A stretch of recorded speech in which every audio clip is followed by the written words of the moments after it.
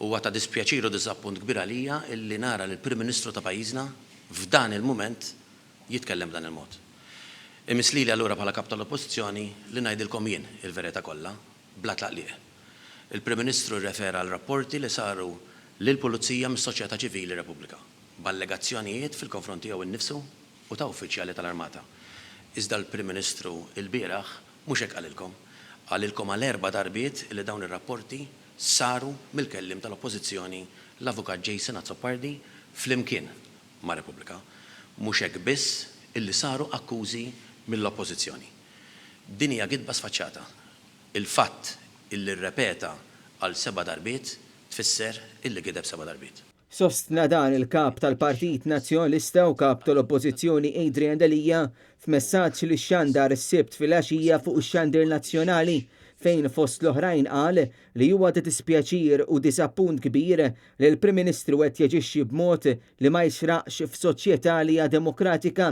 Dan fid-dawl tal-messaġġ li l-Prim Ministru Robert Abela għadda il-ġimgħa fil-għaxija fuq l-istess xandir tal-Istat fejn irrefera l rapporti li saru lil pulizija fil-konfront tal-Forzi Armati ta' Malta.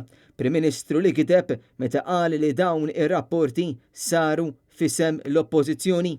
Il-Partit Nazzjonalista, l-Oppożizzjoni ma għamlet ebda denunzja.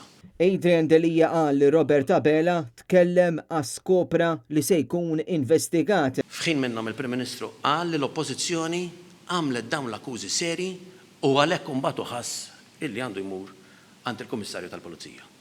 Dan assolutament mhuwiex minnu.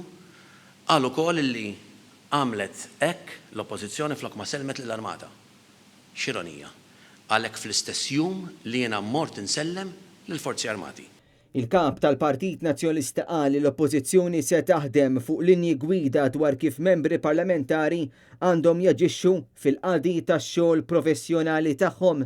Irrid ukoll inħabbar lill Partit Nazzjonalista jiena tlabt illi minnu fih ikun hemm linji gwida ċari dwar l-aġir ta' dawk il-professjonisti kollha illi huma membri parlamentari.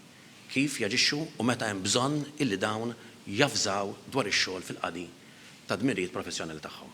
Il-pożizzjoni tal-Partit Nazzjonalista hija ċara u bla tlaqliq dik li ma jippermettix li l-ebda ħajja tintilef. Huwa qal li għall-Partit Nazzjonalista m'hemm ebda kompromess ma' dan il-prinċipju u li l-Gvern għandu jitkellem bl-istess mod ċar fuq dan il-prinċipju. Il-kap tal-Partit Nazzjonalista tenna li f'dan il-mument delikat tal-pajjiżna għandna nimxu b'serjetà fil-waqt li sostna li l-Prim Ministru b'dak li qal ipprova jifret lin-nazzjon. Il-poplu tagħna m'għandniex għalfejn nifirduh.